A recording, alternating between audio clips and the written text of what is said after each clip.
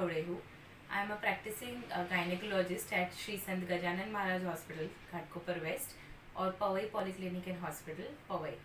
मैं आज आपके साथ पीसीओएस के संदर्भ में बात करने वाली हूँ। पीसीओ, पीसीओडी, पीसीओएस, इसका फुल फॉर्म है polycystic ovary disease, polycystic ovarian syndrome और पॉलीसिस्टिक ओवरी। मेरे ओपीडी में आने वाले 85% गर्ल्स और लेडीज़ ये डिज़ीज़ से सफ़र करते हैं। ये डिज़ीज़ का मतलब क्या है? बहुत लोग मुझे पूछते हैं कि इसका मतलब क्या है, इसके कॉन्सिक्वेंसेस क्या है, इसका परिणाम क्या है। तो मैं आपको डिटेल में इसके बारे में आज बताने वाली हूँ। What is PCOS? Polycystic ovary disease का 3-4 चीज़ों से लिंक है। पहले तो उसमें या तो मेल हार्मोन्स या मतलब एंड्रोजन ज़्यादा होते हैं किसी फीमेल में। दूसरी बात, किसी का ओबेसिटी रहता है, मतलब वज़न ज़्यादा रहता है। तीसरी बात, किसी में ओव्यूलेशन नहीं होता है, मतलब बीज फूटता नहीं है टाइम से, इसकी वजह से मेंस्ट्रुअल इरेगुलरिटी होता है। चौथी बात, उनको एक्ने या हर्सुटिज्म मतलब बाल, चेहरों पे बाल आते हैं, चीज़ें देखी जाती है मोस्ट कॉमनली पीसीओडी पेशेंट में। अभी ये सब चीज़ों का कारण क्या है? पीसीओडी का कारण क्या है? सबसे कॉमनेस्ट कारण है junk food and lack of exercise. Second most common is genetic. Third is high androgen levels in female which is again अपने हाथ में नहीं है, वो अंदरूनी है वो। तो हम हर एक कारण के ऊपर थोड़ा सा चर्चा करेंगे। जंक फूड मतलब कॉमनेस्ट कारण है ये पीसीओडी का, मतलब high increase intake of carbohydrate and low exercise levels. अभी कार्बोहाइड्रेट्स मतलब क्या? बहुत लोग मुझे पूछते हैं कि कार्बोहाइड्रेट्स मतलब क्या। कार्बोहाइड्रेट्स मतलब प्लेन 4 सिंपल चीज़ें छोड़ देंगे आप लाइफ में, you will be very happy, आपको कभी पीसीओडी नहीं होगा। Rice, sugar, potato and bread. मतलब राइस या राइस की बनी हुई चीज़ें, हमने देखा है कि इंडिया में स्टेपल डाइट है राइस, मतलब हर एक चीज़ के साथ राइस तो जाना ही चाहिए। अगर आप जितनी भी क्वांटिटी लेते हैं, आपको पीसीओएस है तो उसकी आधी कर दीजिए। आप 1 बोल भर के लेते हैं तो आधा बोल कर दीजिए। आप 3 बार खाते हैं तो 1 बार खाइए, उससे फ़र्क दिखता है। शुगर इनटेक मतलब खाली चाय में शक्कर नहीं। शुगर इनटेक मतलब थम्स अप पीना, कोको कोला पीना, रसना पीना, वो भी एक तरह का शुगर इनटेक रहता है। थर्ड चीज़, पोटैटो तो जैसे इंडियंस के हर एक फूड में जाता है। बटाना बटाटा का भाजी बोलो, तुम आलू पराठा बोलो, तुम कुछ भी बोलो, उसमें पोटैटो रहता ही है। इट इज़ एम्प्टी कैलोरीज, मतलब ये खोखली कैलोरी है। इस कैलोरी से अपने को कुछ भी एनर्जी नहीं मिलता, सिर्फ अपना कार्बोहाइड्रेट कंटेंट पड़ता है। और चौथी चीज़ है मैदा, ब्रेड, जो आजकल के ज़माने में हमारा सेवन बहुत बढ़ गया है।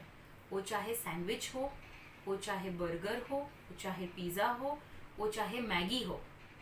अगर आप ये 4 चीज़ों का सेवन आधे से ज़्यादा कम कर देंगे और आप पीसीओएस पेशेंट हैं तो आप मुझे याद करेंगे, उतना फ़र्क दिखेगा आपको। एक्सरसाइज का क्यों इम्पोर्टेंस है? अभी मुझे बहुत सारे पेशेंट्स पूछते हैं कि मैडम हम तो वॉक करते हैं तो भी हमको पीसीओएस है।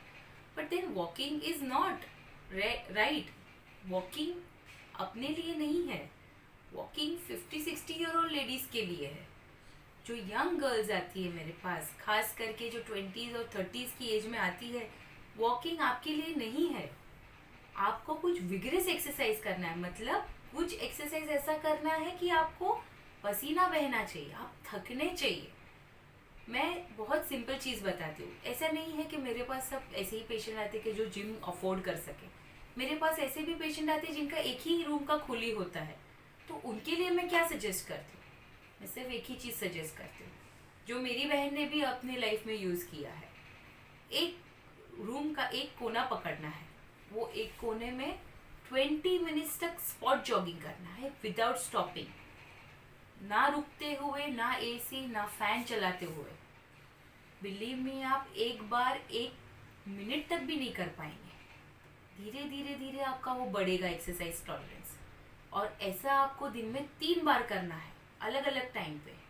तो मतलब वो 1 घंटे का विगरस एक्सरसाइज हुआ, 1 घंटे का अच्छा खासा एक्सरसाइज हुआ।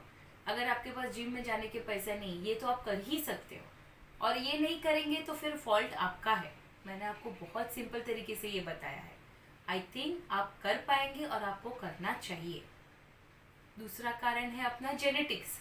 अगर किसी की माँ को, किसी की मौसी को, किसी की बुआ को ये डिजीज़ होता है तो बहुत चांसेस है कि वो लड़की में आ सकता है। पर अगेन हम वही बोलते हैं कि जेनेटिक हुआ तो वो अपने हाथ में नहीं है। अपने हाथ में है कि हम अपना डाइट और एक्सरसाइज कंट्रोल में रखें, तो वो आप कर सकते हैं। वापस एक है कि एंड्रोजन लेवल्स जिसके हाई है, एंड्रोजन लेवल्स इसके हाई है, उसके लिए हमारे पास मेडिसिन है जो एंड्रोजन लेवल्स कम कर सकते हैं। एंड्रोजन मतलब मेल हार्मोन लेवल्स, तो उसका अपने पास ट्रीटमेंट है। ओके, सो ये सब चीज़ों के कॉमनेस्ट कॉजेस मैंने आपको बताए हैं। आई होप आपको वो समझे और आप उसका आगे अपनी लाइफ में इम्प्लीमेंट करें, लागू करें। सबसे ज़्यादा देखे गए लक्षण पीसीओडी के इस प्रकार होते हैं। फर्स्ट ऑफ ऑल, हमको पीरियड्स का इरेगुलरिटी होता है, मतलब 30 डेज 35 डेज के ऊपर, 35 डेज 40 डेज के ऊपर पीरियड जाता है तो उसको एक लक्षण है पीसीओडी का, कि मतलब आपका टाइम से पीरियड नहीं आ रहा है। 40 डेज आपका लास्ट पीरियड सपोज 10 तारीख को आया तो ये पीरियड 20 तारीख के ऊपर चला गया। तो ये सबसे कॉमनेस्ट सिम्टम है, सबसे कॉमनेस्ट लक्षण है ये चीज़ का। तो ये कारण हो सकता है कि आपको पीसीओडी है। दूसरा है आपके चेहरे पे पिंपल्स आ जाते हैं, एक्ने आते हैं, या तो फिर मूंछ आ जाती है, या तो सबसे ज़्यादा हम देखते हैं कि इधर बाल आते हैं चिन पे। तो दिस इज़ ऑल्सो, ये भी लक्षण है एक पीसीओडी का। तीसरा है कि आपको जो मर्दों को मेल पैटर्न बॉल्डनेस बोलते हैं, हम मर्दों को जिस प्रकार से बाल झड़ते हैं उस प्रकार का झड़ना हो जाता है। आपका आवाज़ थोड़ा कोर्स हो जाता है, वो भी सबसे कॉमन लक्षण है। और एक लक्षण है कि आपका गले के आजू बाजू, गले के इर्द गिर्द पीछे की तरफ काला कालापन, जिसको हम लोग एक्थोंथोसिस नाइग्रांस बोलते हैं, वो हो जाता है। वो भी बहुत ज़्यादा फ्रीक्वेंटली हमने पीसीओडी पेशेंट्स में देखा है। और एक लक्षण है कि आप कंसीव नहीं कर पाते, तो आपको अपने पूरी ज़िंदगी में पता नहीं चलता कि ठीक है चलो पीरियड्स इरेगुलर हो गए, कोई दिक्कत नहीं, 40 दिन में तो आ ही जाता है। तो जब शादी करके बाहर जाते हैं और तभी पता चलता है 1 साल के बाद कि हम लोग कंसीव नहीं कर पाते, तभी आपकी नज़र में आता है कि आप भी पीसीओडी के शिकार हैं। अभी हम ट्रीटमेंट के बारे में बात करेंगे कि पीसीओडी पीसीओएस का ट्रीटमेंट क्या है। अभी उसमें हम 2 कैटेगरी में डिवाइड करते हैं पेशेंट को। एक है जिसका शादी नहीं हुआ, जिसको बच्चे नहीं चाहिए, जिसको सिर्फ रेगुलर पीरियड चाहिए, और दूसरा है कि जिसको शादी हो गई है, जिसको बच्चे चाहिए। तो मैं पहली कैटेगरी के बारे में बात करती हूँ। पहले सबसे पहले पीसीओडी का फर्स्ट लाइन ऑफ मैनेजमेंट हम बोलते हैं कि weight loss and exercise. But ऐसा नहीं है कि पीसीओडी खाली मोटे लोगों में होता है, नहीं। लीन पीसीओडी करके भी एक चीज़ रहती है जिसमें पतले पतले पेशेंटों को भी पीसीओडी के शिकार होते हैं, जिसमें मेंस्ट्रुअल इरेगुलरिटी होता है, बट उसका भी ट्रीटमेंट सेम है। देखा जाए तो पतले लोग भी राइस, पोटैटो, शुगर, ब्रेड उतना ही सेवन करते हैं, खाली उनका दिखता नहीं है बॉडी में। तो treatment part will remain the same. Treatment part में हम लोग कोई चेंज नहीं करेंगे। राइस, पोटैटो, शुगर, ब्रेड उनको भी आधा करना पड़ेगा तो ही आगे बढ़ पाएंगे। तीसरी बात, उनको एक्सरसाइज ज़्यादा करना पड़ेगा। हम लोग ने ये सारे पीसीओडी पेशेंट्स के बारे में देखा है कि उनका एक्सरसाइज के नाम पे कुछ नहीं होता। पर्सनली जब भी पेशेंट हमको बताते हैं कि यस 3 महीने पहले मैंने जब भी 2 महीने के लिए एक्सरसाइज किया था तब मेरा पीरियड रेगुलर टाइम पर आया था, मैंने वापस एक्सरसाइज करना बंद कर दिया तो वापस 40 डेज के ऊपर पीरियड्स किया। तो आपके सामने ही आपका इलाज है, तो आपको ये करना ही है। अभी सेकेंड कैटेगरी के पेशेंट रहते हैं जिसको कंसीव करना है, तो उसके पास टाइम नहीं रहता कि वो वेट लॉस और एक्सरसाइज करे। हमको पता है कि जो इनफर्टिलिटी के पेशेंट आते हैं या तो जिसको बच्चा चाहिए, वो कितनी हड़बड़ाहट में आते हैं।